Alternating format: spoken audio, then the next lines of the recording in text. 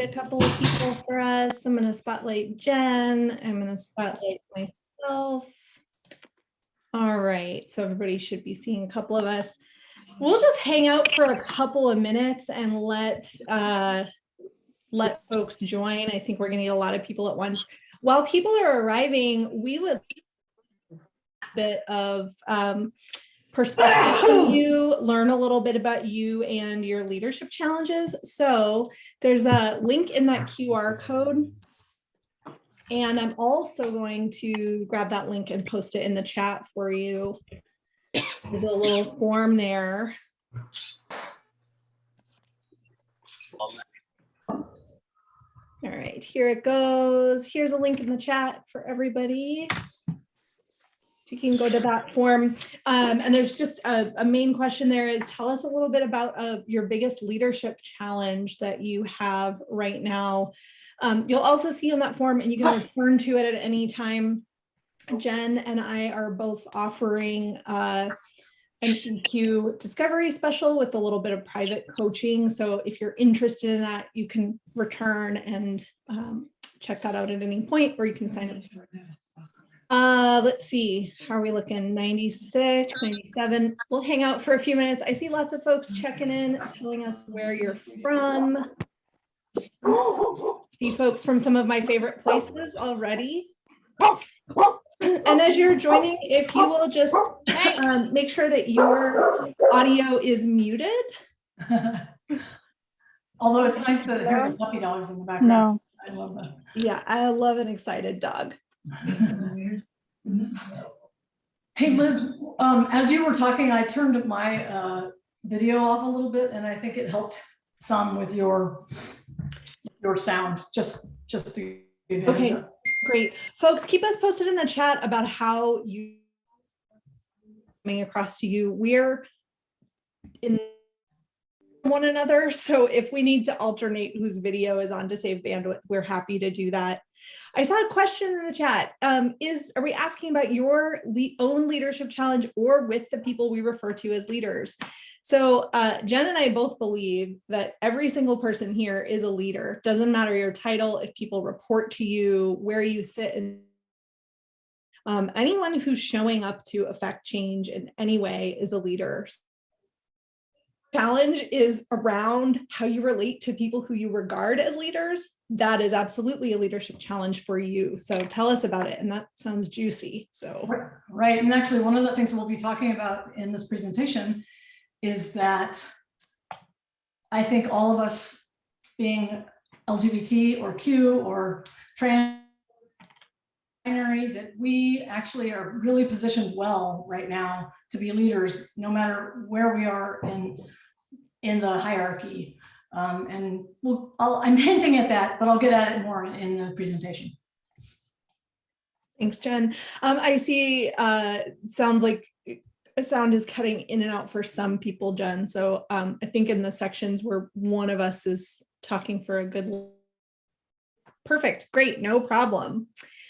All right, well, Jen, it's a couple minutes after, we might have some more folks join us, but how do you feel about just jumping in and getting started? Yeah, let's give it a go. Let's do it. Okay, awesome.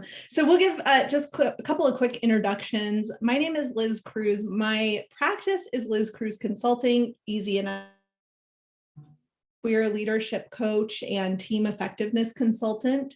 And I am so excited to be here today with my colleague, Dr. Jen Self. Jen, I'll let you introduce yourself.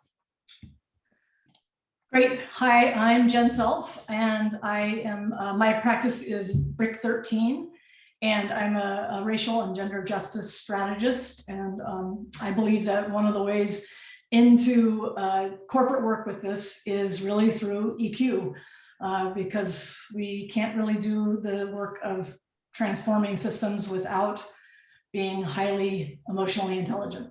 So that's why I'm here. Thanks, Jen. So today we're going to spend some time exploring what EQ is, why it's important for leaders, some of to develop your own EQ and to work with EQ across your team. We have been working together. Jen and I do a lot of work together, and we've decided that we should have way to talk about that. So our work together, and the way you'll hear us refer to ourselves today, is 1213 Consulting, which is just a name for these passion projects that we do together. So you'll see that referenced in a bunch of different stuff that we'll send you.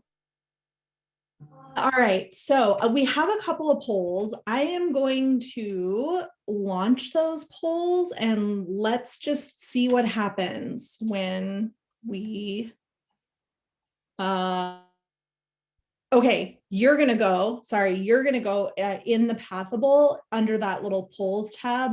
You'll see 3 different polls.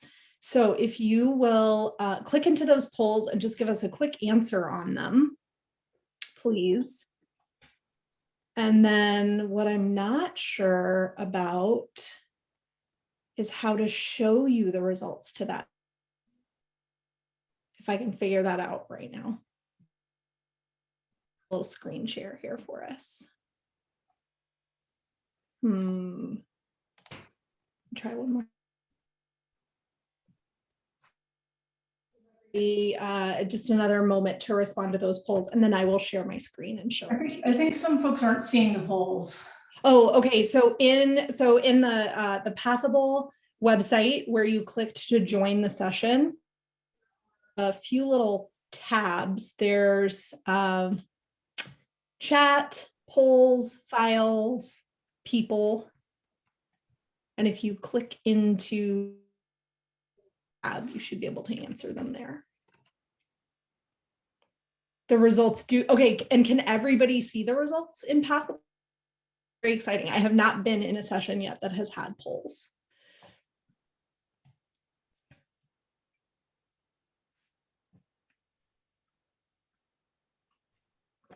Awesome, great. You don't even need me to show you the results. All right, so Jen, we'll just take a moment and have a quick look at those.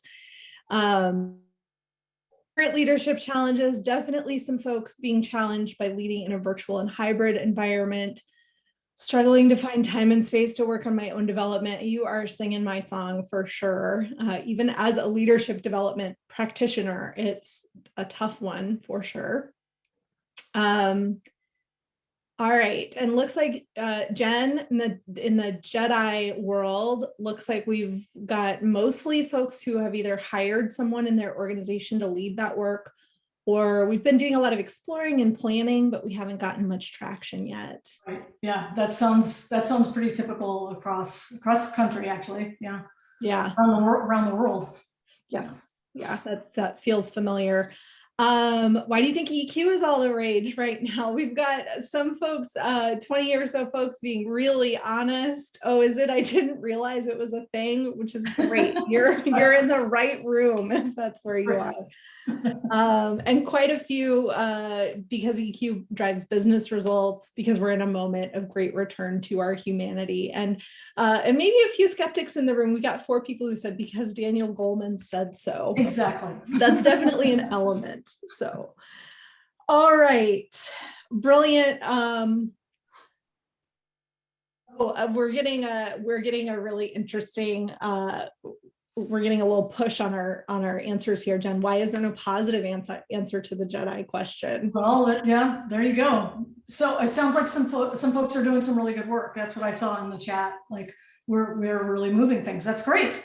Yes. And I mean, the truth is, you're among the minority who's doing that. So that's awesome. Be a leader. Keep going in that direction. We need corporations out there who are really pushing this direction and being leaders in this pathway. So good job. All right. Thank you so much for all of your engagement there. As you can tell, Jen and I are both big fans of the chat. So we'll be watching and looking and kind of commenting on what y'all are saying in the chat. Let's go ahead and get into it. So emotional intelligence, whether you know all about Daniel Goleman and his work, it's been a hot topic for a long time. I was saying to someone this morning, if you've logged into LinkedIn anytime in the last 10 years, you've probably seen an article about emotional intelligence. It's kind of all over there. The big question for us today is, but what is it? What even is it? If you love Moira Rose chat, she's my favorite for sure. So I'm going to just give you a definition here. You don't need to write this down. We have a resource that we will send to you after today's session, and this will be included. EQ is effectively, how do we use our emotions and the awareness that we have of the emotional temperature in the room. Here's our very formal definition. It's a set of emotional and social skills that influence the way we perceive and express ourselves, how we develop and maintain social relationships, how we cope with challenges, and use emotional information in an effective and meaningful way. So that was a lot, a big mouthful. I'm going to just share with you the model that we use in our work. I'll zoom in on that a little bit here. So this is we both use an emotional intelligence assessment in our work, and it measures overall EQ, these 5 composite dimensions that are about how we see and express ourselves, how we maintain relationships, how we manage our decisions, and how we take care of our stress response. And then within that, we're measuring 15 different EQ skills. So here is the full model with all of the skills. Take a moment and just have a look at this here.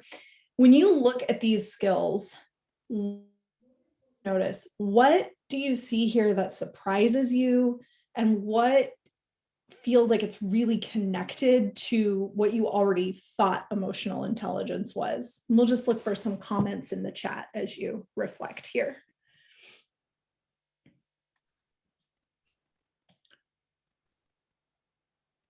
The surprise of reality testing. Yeah. Ask a question is, can we say what's on the screen? And sure. Up at the top, we have self-regard, self-actualization, emotional self-awareness. And then moving to the right, emotional expression, assertiveness, and independence. Going around the clock, interpersonal relationships, empathy, social responsibility. And then at 7 o'clock, problem solving, reality testing, impulse control. At 9 o'clock, flexibility, stress tolerance, and optimism.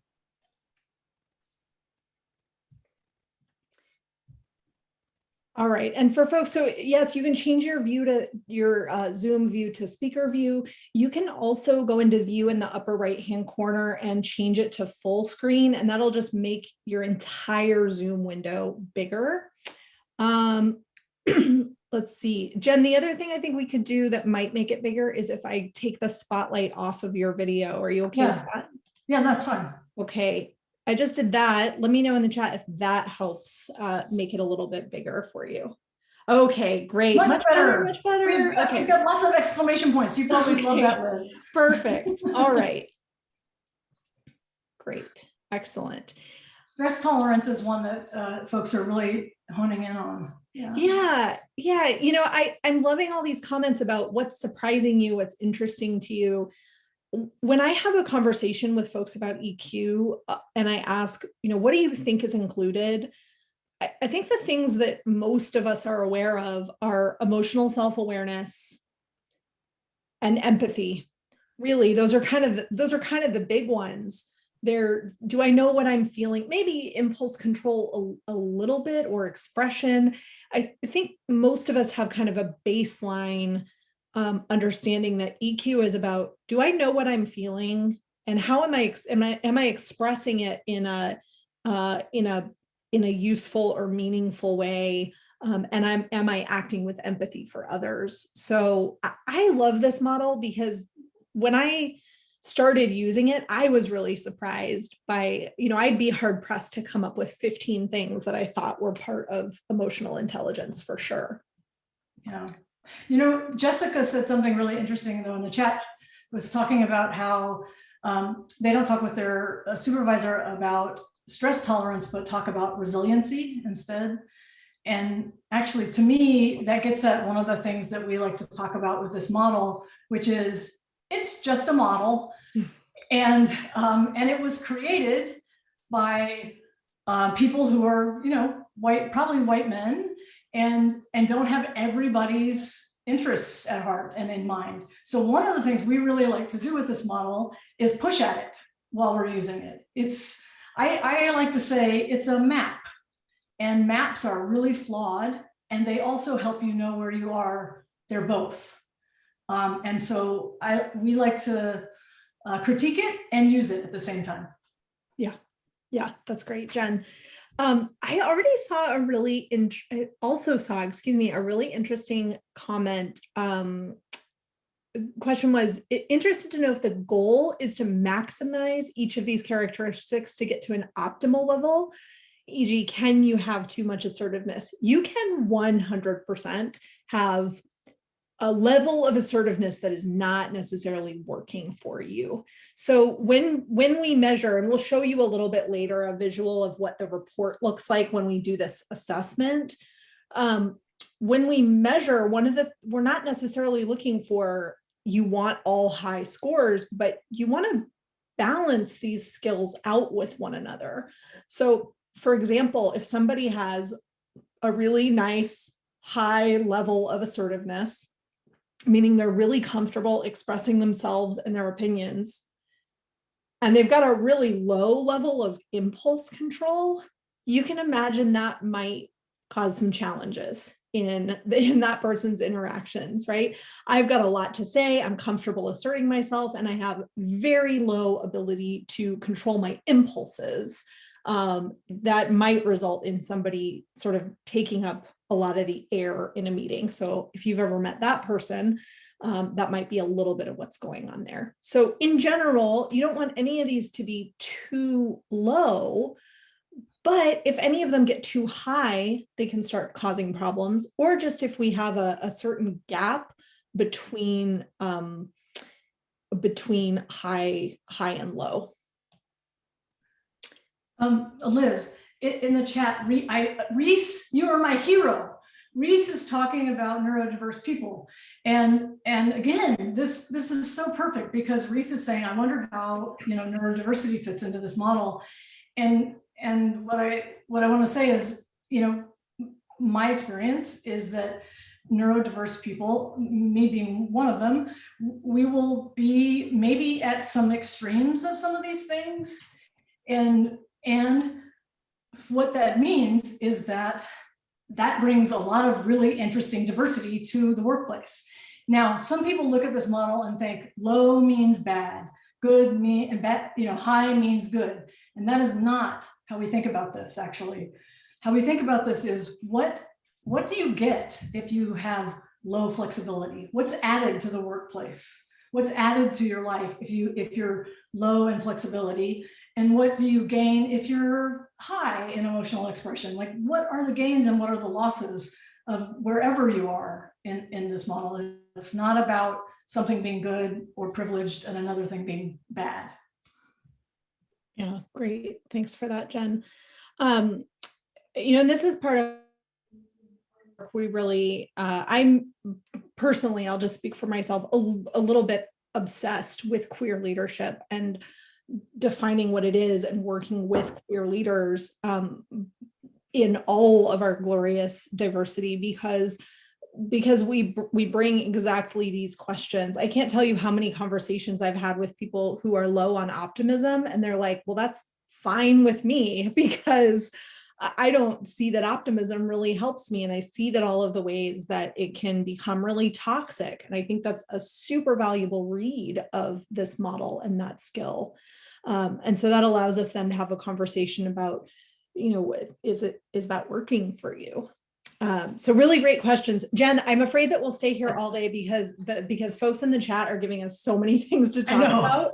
I know. But I really want to talk about your current reality tree. And so this is one more slide. Most of our slides are just individual pictures, but one more slide that does have quite a bit of verbiage on it. I saw a request to upload the slides into the Pathable portal, and I went ahead and did that. So feel free to download those slides if you want to be able to like zoom in and move around there.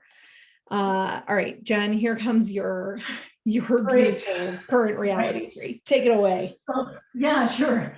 So this current reality tree, basically what it's doing is taking an organization and looking at some of the problems and trying to get at the root causes in one map. You know, you're hearing me talk about maps, so you might recognize that I love space, and I love thinking about different structures in spatial ways. So this is really just talking about where we kind of are in our current reality post-pandemic. We're not really post-pandemic, but you know, people are saying that, pseudo post-pandemic, and also where we are in this country in terms of racial politics and racism. And this is what we're getting, right? We've got a lot of mental health stressors. We've got burnout, low performance, isolation. We have the Great Resignation, 15 million people resigning since April. You know, structural inequity is impacting all of these things. It's impacting everything. It's one of the major mental health stressors for our employees right now. Fundamental unfairness. And so all of these things are where we are. And when you look at this, it's a little bit chaotic. And so one has to wonder, how do we even lead when we've got all of this going on? Where do we even start? All right, thanks. Sorry about that. Found the mute button. I was doing a little clicking around and I didn't want to take over. So how do we lead in this environment? Well, a lot of you hit it in the polls when you said we care about EQ right now because we're in a great moment of return to our humanity. And that's it exactly. To lead in this environment, we have to access our deepest humanity, which means accessing these emotional intelligence skills. The skills that we need right now to be effective as leaders are the most deeply personal skills, because I think we're all being invited, not necessarily by our workplaces, but I think by this collective moment, we are being invited to bring our full humanity to everything that we do. So I want to just kind of walk through a couple of examples, and I'll make this big again so that everybody can see. Couple of examples of how this model comes to life. And the first is early pandemic response. If you think all the way back to spring of 2020, which was about 5 years ago now, how did you see leaders responding there? Right. Jen, can you talk to us sort of globally about what kind of leadership response you saw in that moment? Right. I mean, we saw, you know, some really great contrasts around world leadership, and some of the countries that really fared the best had leaders who really turned towards their people and returned to humanity and thinking about how are we going to not worry about this economic crisis, but how are we going to worry about the health of our people, the well-being of our people, and listening to them, giving them information, and really taking care of who lives here and how they are doing. Those are the countries that really came out of this pandemic. Whereas other leaders decided that this was an economic crisis, that this was a political crisis, and those countries have had less success. So, Jen, I love this read of what was happening at that moment. I think if we zoom way in on that and think about our own experiences in the corporate environment, you know, everybody, I think, will always remember the leaders you were working with at that time. How did those leaders show up in the moment? And I think the best leaders, or the leaders who handled it the best, showed up with a lot of flexibility, a lot of high emotional expression, and problem solving abilities. And so these were folks who were willing to say, you know what, team, this is a highly ambiguous situation. We don't know what's happening. It's a little bit scary. And so let's just take a breath. Let's back up. Let's reevaluate the work that we're supposed to deliver this year. and maybe we need to make some changes about what we think we're going to be doing, because this is a massive thing. So, let us know in the chat how this is resonating for you. If you think about the leaders you were working with at that time, or even your own leadership response, what did you see working or not working about how leaders showed up in their very initial pandemic response? And then another example I think we have to talk about is just with the murders of George Floyd, Breonna Taylor, this moment of great unrest and awakening around racial justice. This is a moment that, again, every leader made decisions about how they were going to show up. And the leaders who gave the very best responses are leaders who showed up with a lot of care for their interpersonal relationships, high levels of empathy, high levels of awareness about what was happening for communities and society at large, and being able to really hold this whole interpersonal relationship or interpersonal composite area. Jen, you spend a lot of time thinking about summer of 2020 and what's been the output of that moment. Talk to us a little bit about what you see as the longer term impact of that moment in the JEDI world. Well, I mean, first, I want to speak to what you just said, and I think of that moment as a time when really people needed to stop thinking about business altogether and start thinking specifically about the Black people who worked for them, and so many people didn't reach out to their Black employees, to the people who work for them, and Black people felt so isolated in corporations a lot of times, and were already feeling isolated, and then felt more isolated because a lot of white folks didn't know what to do, didn't know how to reach out, didn't know what to say, didn't feel like they could, and so there was this double isolation that happened. And so when I see in the chat that empathy was key, I also think that there's some other things, in this wheel that are also key. Things like emotional expression, being willing to be vulnerable, your own independence, being willing to break from groupthink and being willing to go and do something that you might know is right, even if it's scary. So that's one piece.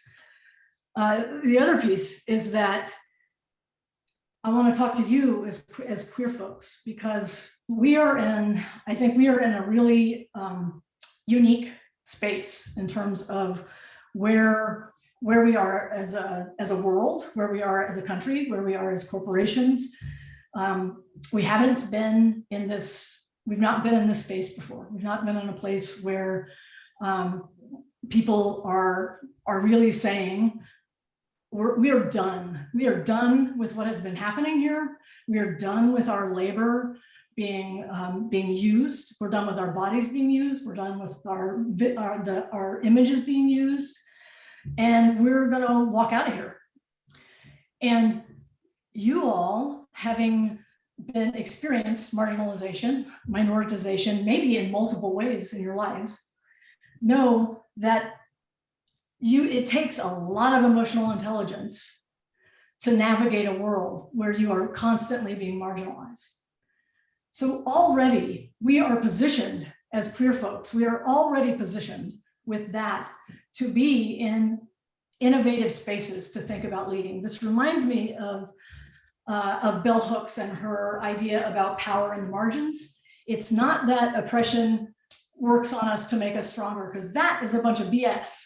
What it is that Bell Hooks talks about the margins as a place of possibility, where we actively say, okay, this is happening to us, and we are going to turn this on its head and take over this space and become something that folks in the middle don't think we can be, and create in this space. We are going to be innovative. We are going to be leaders in this space. And so I'm calling upon you and saying, hey, we know how to do that. It's time for us to step up. We know how to do this. It's time. Thanks for that, Jen. Jen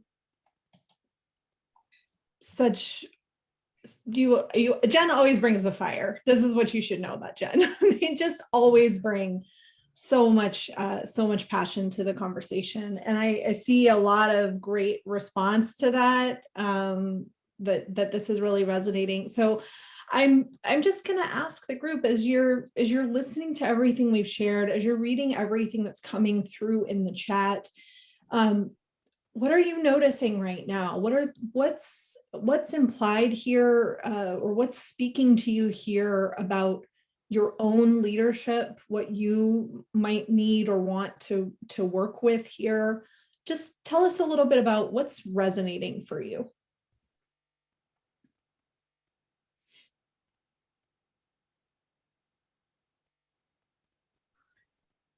I see in the chat some that I want to make sure that we give this shout out too, that beyond empathy, our leadership was great at showing vulnerability and showing where they were at. It helped with relatability in hard times. Absolutely. Yeah.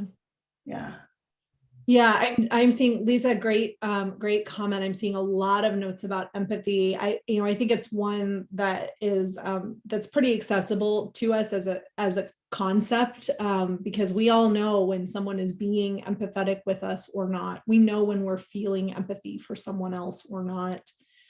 I'm wondering, who is out there feeling like this is great, but I'm not sure how to use all of these skills as a leader. I'm not really sure what to do with this just yet. I see some hand raising. Yes, yeah. I see some hand raising. That's right. That's fair. 31 minutes into the conversation, I would not expect folks to have a full scope of what do I do with this. So we want to give you a few tips for working on EQ, and working on EQ with your team. So a few different things, and I'm gonna minimize this a little bit because it's pictures from here. All right, so couple of questions. I'm wanting to know more about what we can do to bring our teams through EQ development. How do I measure myself to see where I am? How can we make the business case for folks who see it as soft skills or but too fuzzy? Ooh, I've got some stats for you. I will get to them. Yes, yes. All right. So a few tips for just working on your own emotional intelligence.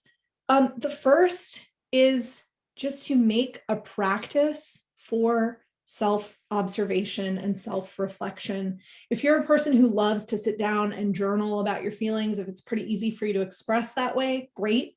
If that's harder for you to access, you could think about doing a little bit of data collection where you just make some notes at the end of the day. What went well? What emotions did I feel throughout the day?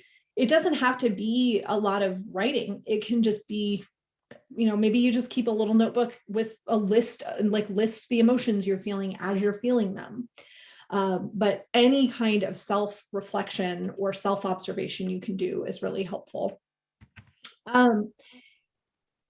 The other thing you can do is to share this model, and the resource that we're going to send you has the full model. It has definitions of every single one of these EQ skills, but you can share this model with someone whose feedback you trust and value. So a trusted colleague, could be a partner, could be a close friend, a mentor, someone who you trust. Share this list of skills with them and ask them for some feedback about how you show up, what your emotional intelligence looks like from the outside.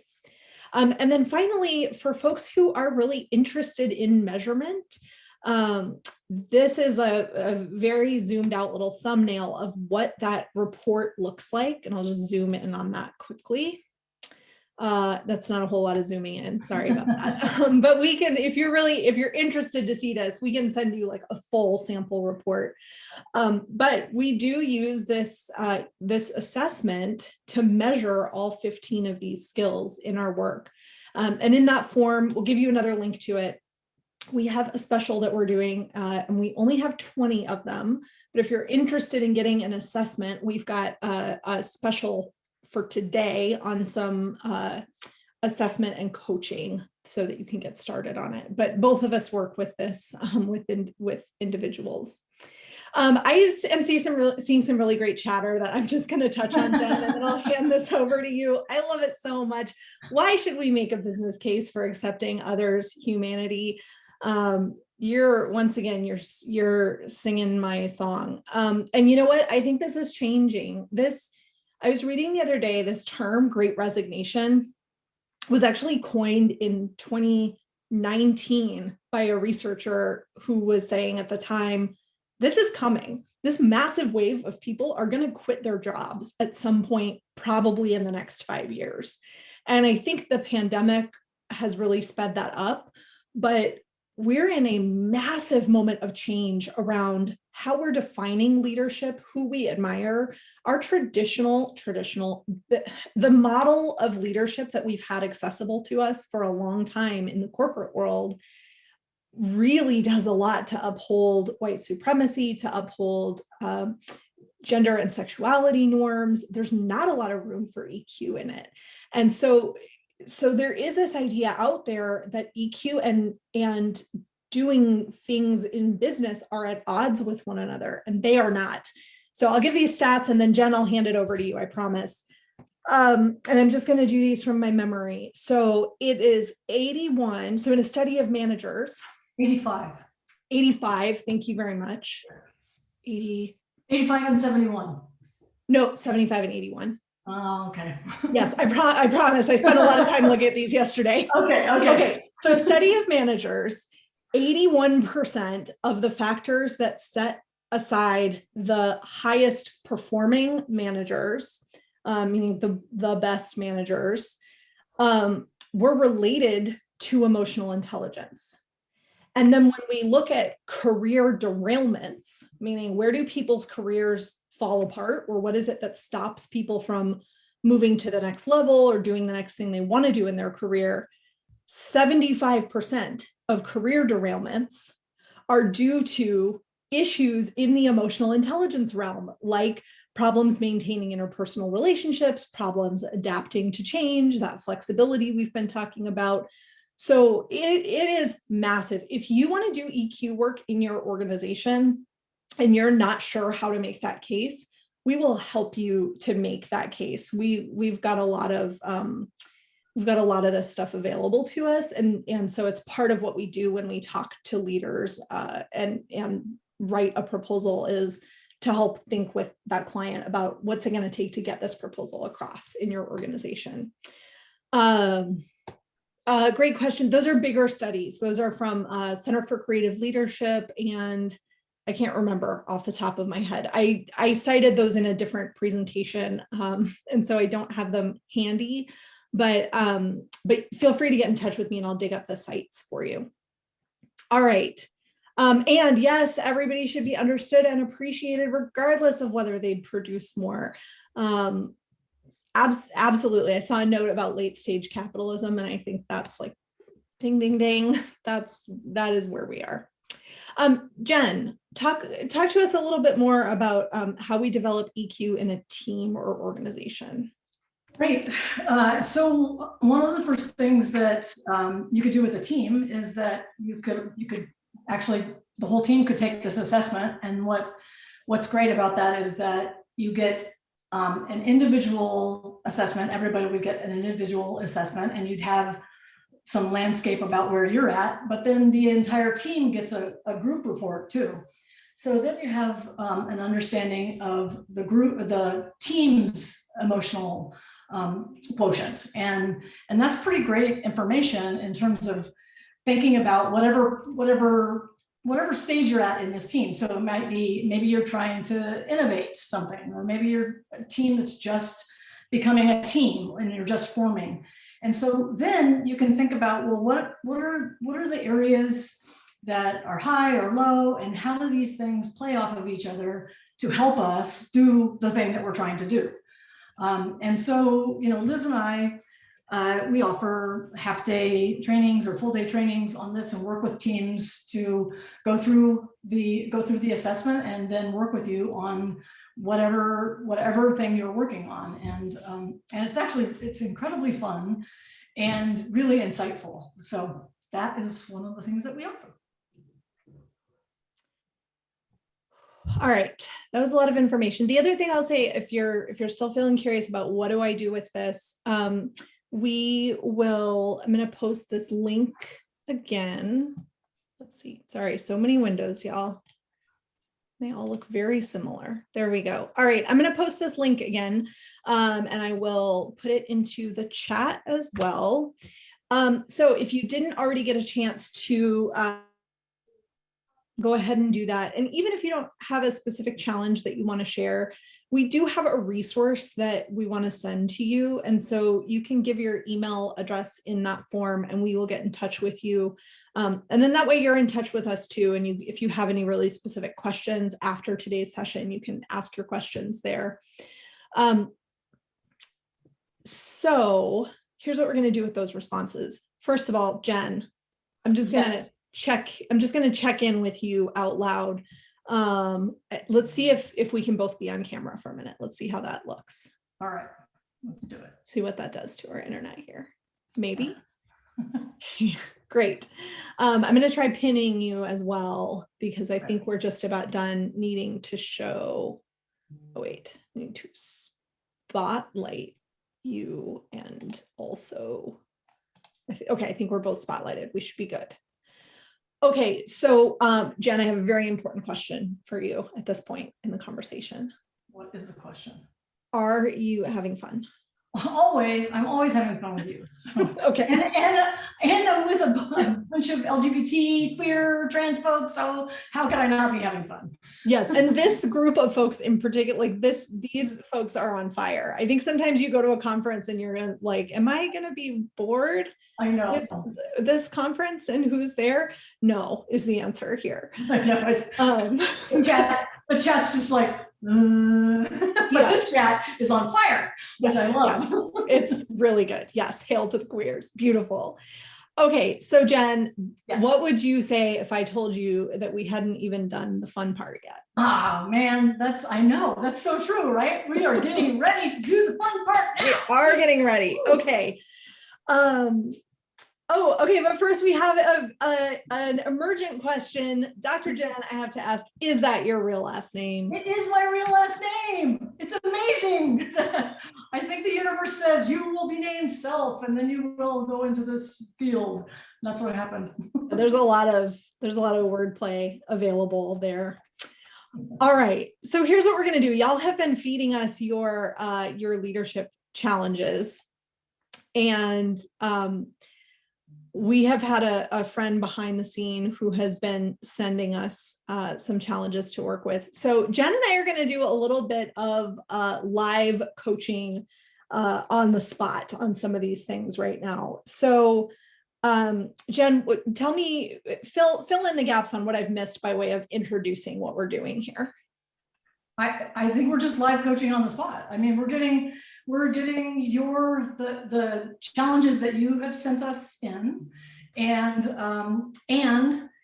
also we are calling you to action right now. Are we going to put the link back in the chat? Do we have that? I can put it in. I can put it in again. Yeah, let's put it back in the chat. Great. So give you another opportunity right now if you want to go back in the chat. Feel free to go back in there, and this will take you to a couple places. You can answer a couple of questions, and if you're interested in one of the packages that Liz and I have, it'll enable you to go there. If you're just interested in knowing more, you can go on to our website. If you just want to answer the questions, you can do that. So whatever you're interested in, go for it. But we are going to take some of your leadership challenges and take them on right now.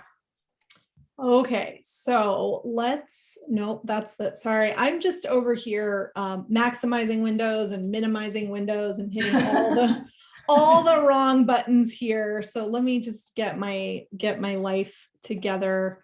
Okay. And I'm gonna give us, so here, there we go. Okay, so, oh, it's not all gonna fit, is it? Okay. All right, I'm gonna scratch that. I'm just gonna tell you what it is, and then we'll work with it. Okay, so here's the challenge is leading senior leaders and managers who are part of the Pride group I co-lead. I'm an admin, and it's proven to be a challenge to lead those senior to me. So we've got this person who's in an environment where they need to lead really without having any direct authority, and they're leading people who are more senior. So that challenge of kind of leading up is absolutely a challenge. Jen, do you want those EQ competencies back up while we talk about this? Yeah, that would be great.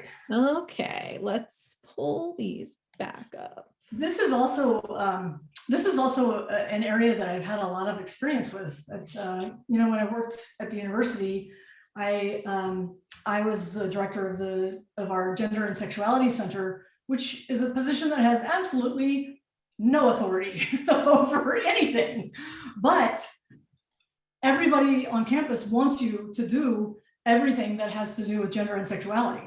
So you're dealing with every part of campus. And so part of what I really had to do was lean into my assertiveness and my independence, because I really had to hold myself as an expert and as somebody who could hold knowledge in a lot of different areas and just go with it, because I had to believe that they were giving me the authority to do this, even if they never said you have the authority to do this, because I knew they wanted me to, they expected me to. So that's part of this, I think. What have you got, Liz?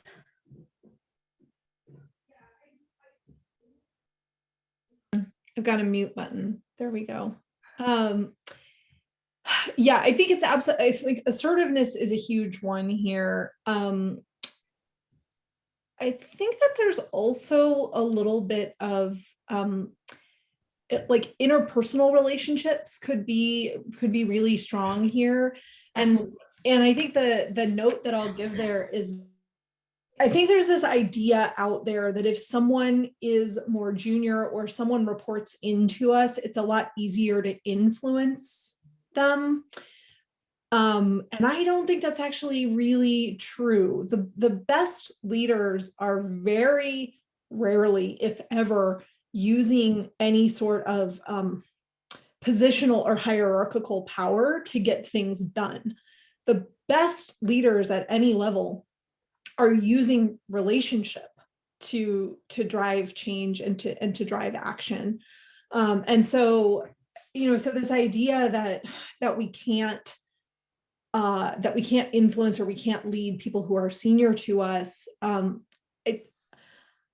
want to acknowledge that hierarchical relationship is absolutely real, and that I think the way to work with it is to really develop strong relationship and understand what is it that makes this person tick? What are they thinking about? Empathy, again, there, right? Really working to understand what's important to this person. And even just having a like a level set conversation and saying, hey, I know that you're a senior leader here. I'm participating in this group or helping to manage this group. We really need some support from you. And so talk to me about what you're feeling. Talk to me about your perspective. What would it look like for us to work together more effectively? And a lot of times those more senior leaders will have something to contribute to that. Yeah. I don't, Orion, I hope I'm saying your name correctly, jumping in the chat and saying this possible shifting of your senior folks in your ERG. I love that idea of seeing about converting into leadership liaisons. I think that's really smart, a really smart way to go to think about shifting that role. Yeah. Yeah. All right. I wanted to say one last thing. The other thing I was thinking about leaders is that we often forget that that the higher up someone gets, even though they have a lot of authority and power, they also have a lot of isolation.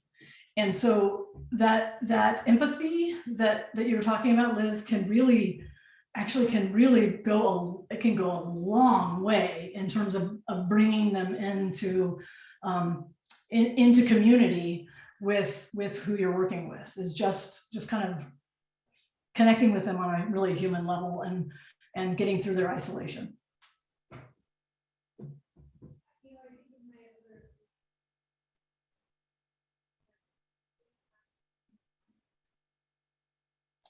There we go. You would think after this many months, I would know where the mute button is. Yes, empathy for manipulation. That's correct. That is absolutely right. Yeah, you called me on that one, and it's right.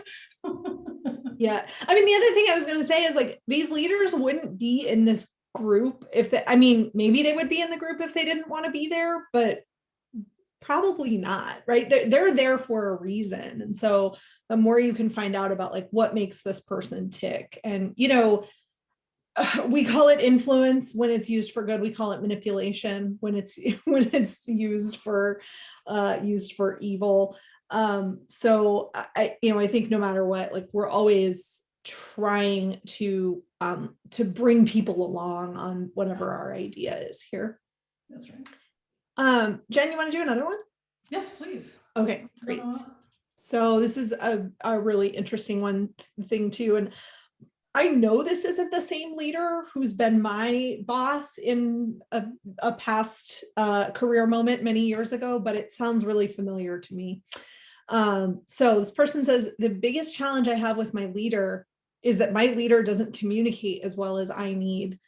This causes me to have more anxiety when I have to ask more clarifying questions, etc. So it sounds like we've got a little bit of a feedback loop there of, like, this leader's not communicating as well as I need them to. I want to ask more clarifying questions, but I'm feeling anxious about it. So I'm not getting what I need. So I need to ask more clarifying questions.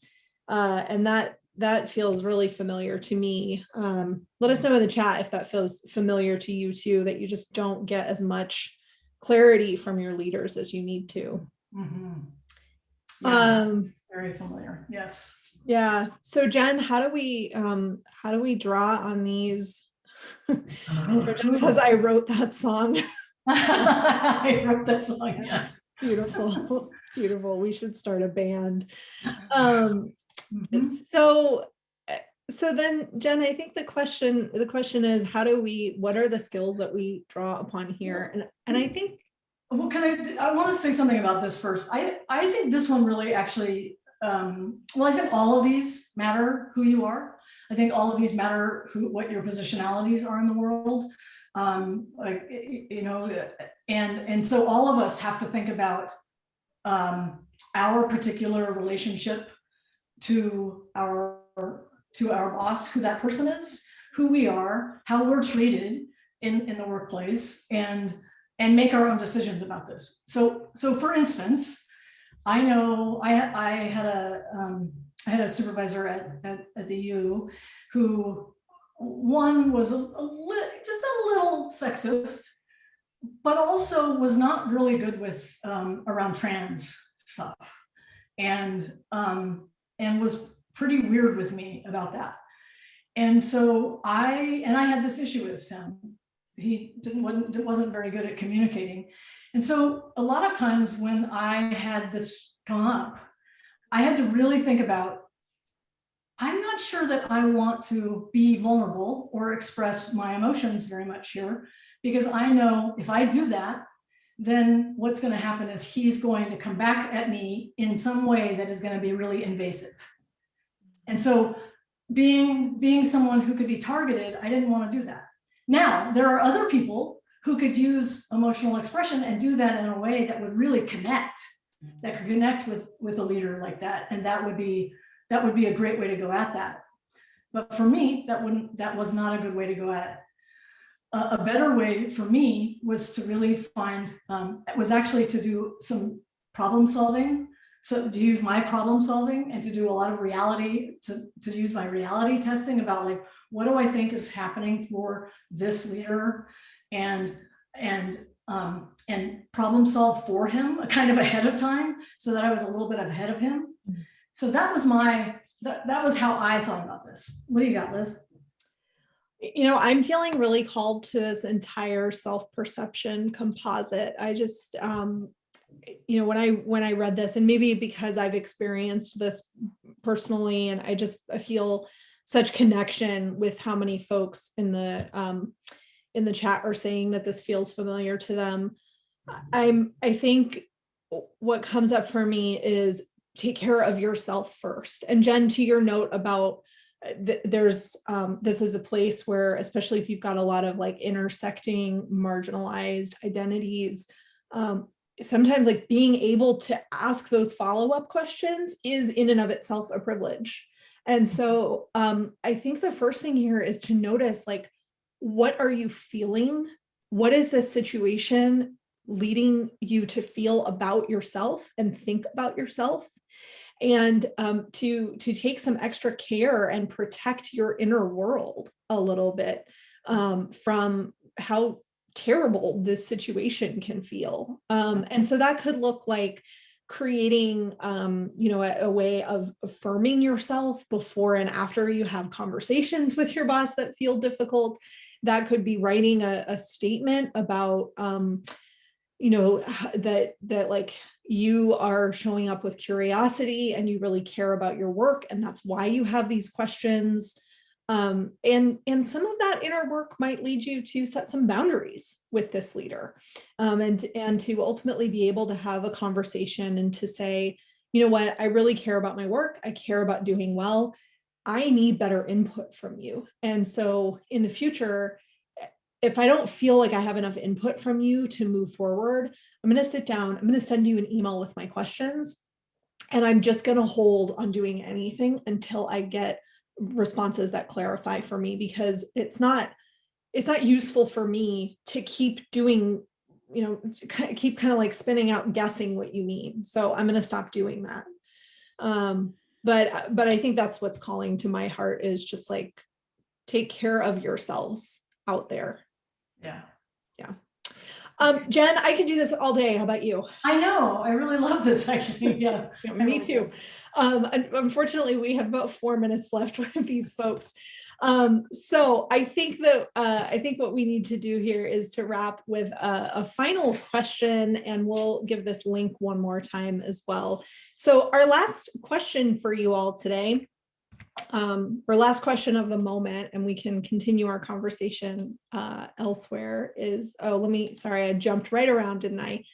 Last question for y'all today in the chat is, what did you love about the conversation today? What did you learn in the conversation today? What did you love? What did you learn?